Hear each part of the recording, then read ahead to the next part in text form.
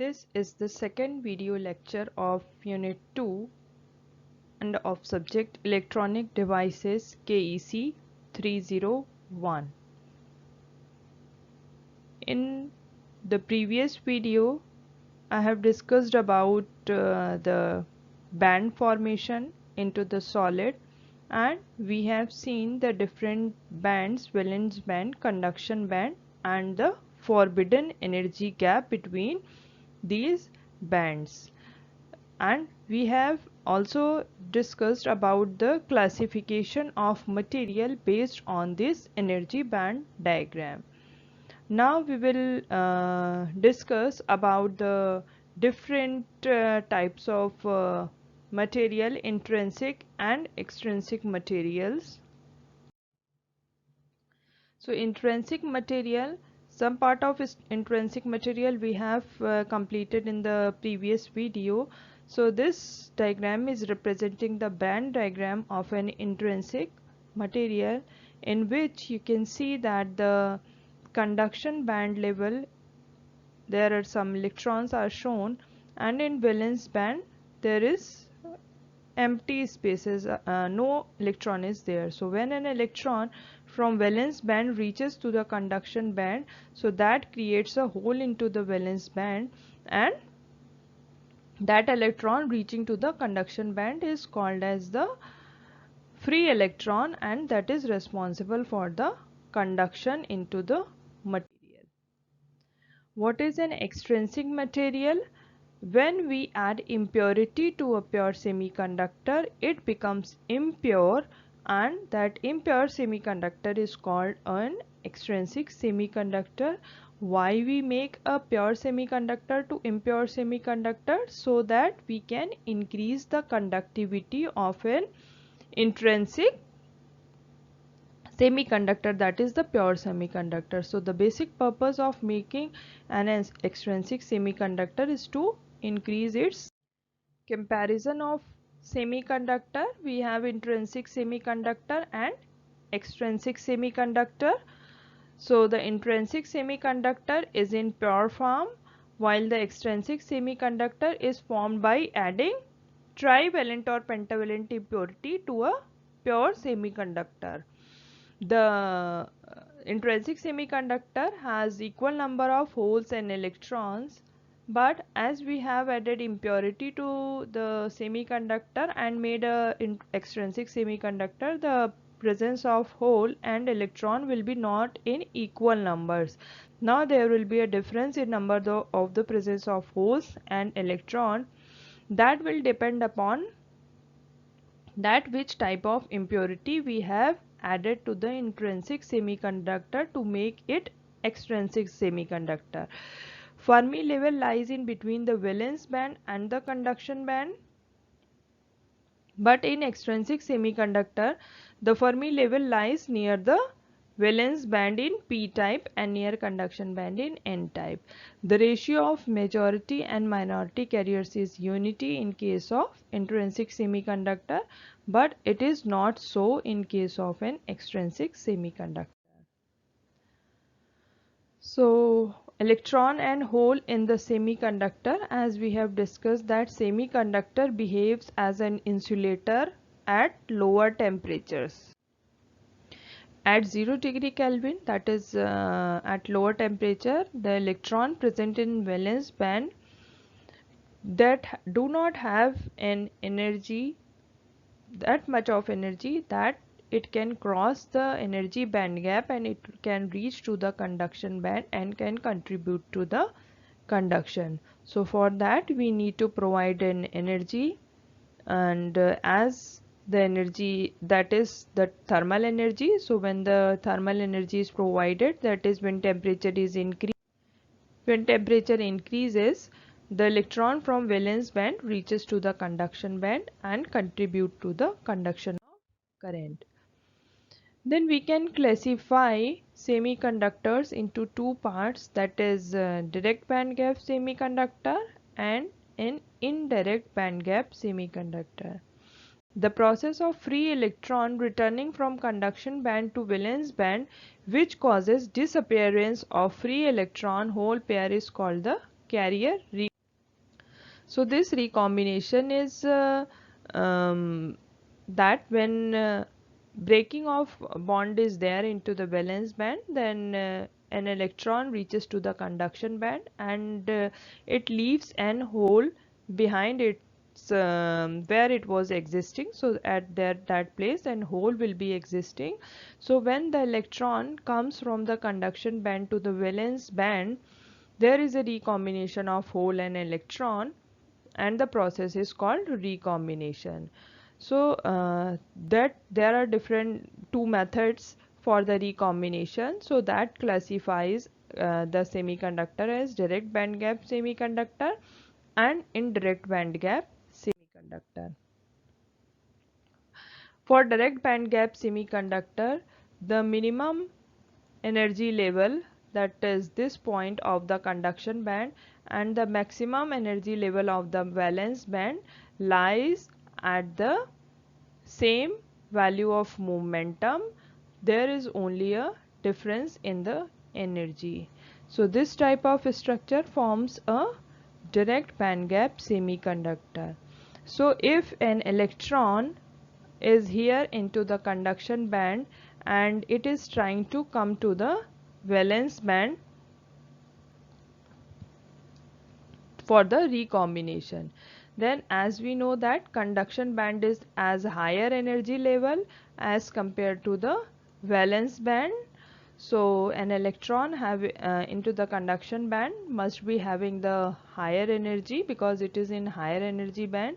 So when this electron comes from conduction band to valence band, it radiates energy, that is in the form of photons. So an electron radiates energy, so it follows the law of conservation of energy, and as it's coming to the same momentum point, so its momentum and energy both are conserved. So example of direct band gap semiconductor are gallium arsenide and gallium arsenide phosphide. So these are the direct band gap semiconductor. As these in this type of semiconductor, electron emits some energy as it comes from higher energy band to the lower energy band, from conduction band to valence band. So it is radiating an energy in the form of photon. So that is the light. So that energy released by a direct band gap semiconductor is in the form of light, photon, h nu. So this type of semiconductor can be used as light emitting diode formation.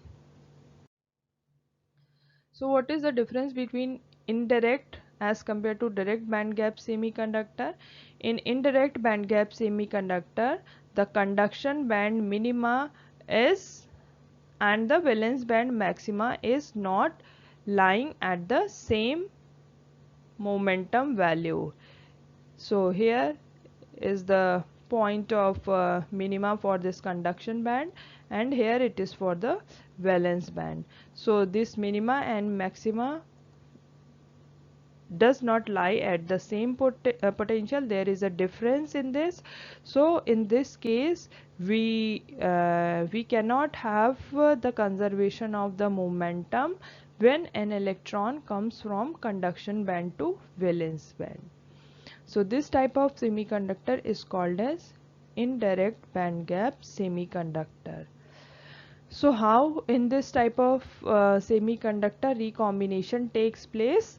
If we want to have a recombination, then in this type of semiconductor, then there should be some intermediate energy level at which the electron can come from here, and then it will have the momentum conservation. So for that reason we need to have some uh, addition of defects into this, so that they that can add some intermediate energy level, and from conduction band that electron will come to that intermediate energy level, and from there it will come to the valence band, and then energy changes, the electron changes its position to its intermediate energy level, and so that its momentum is conserved. In this, the energy released is not the light energy, it is the heat energy that is being emitted. So this type of semiconductor, that is indirect band gap semiconductors, cannot be used to make a light emitting diode.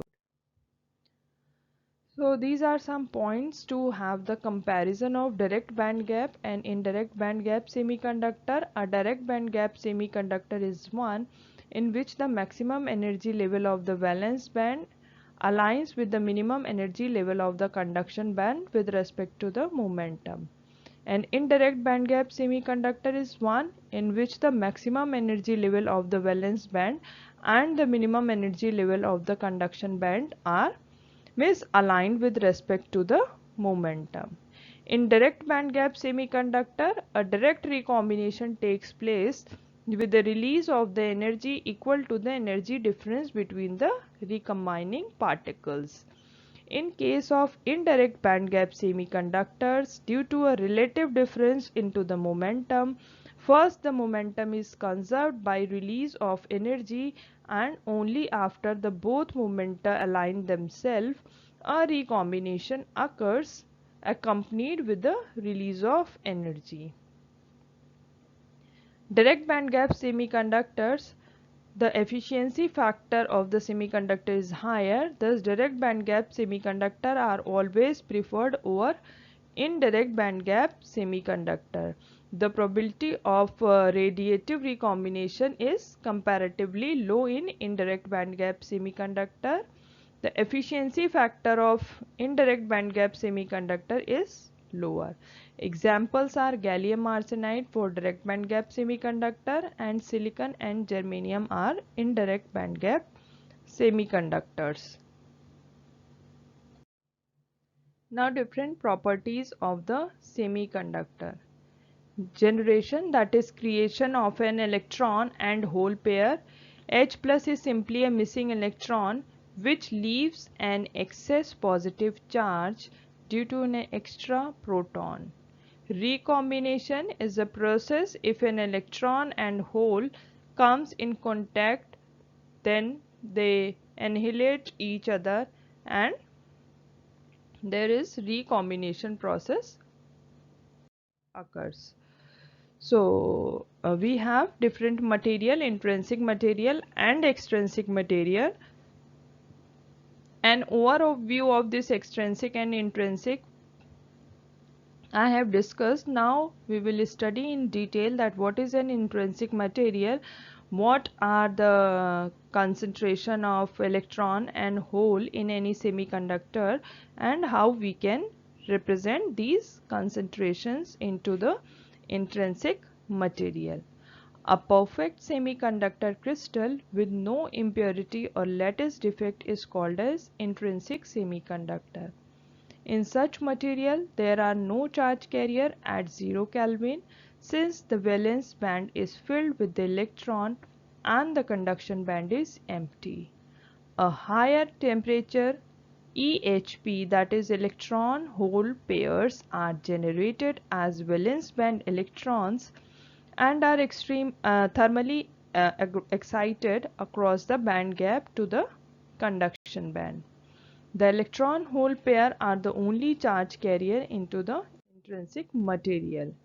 The generation of electron hole pair can be visualized into a qualitative way by considering the breaking of covalent bond in the crystal lattice as shown into the figure.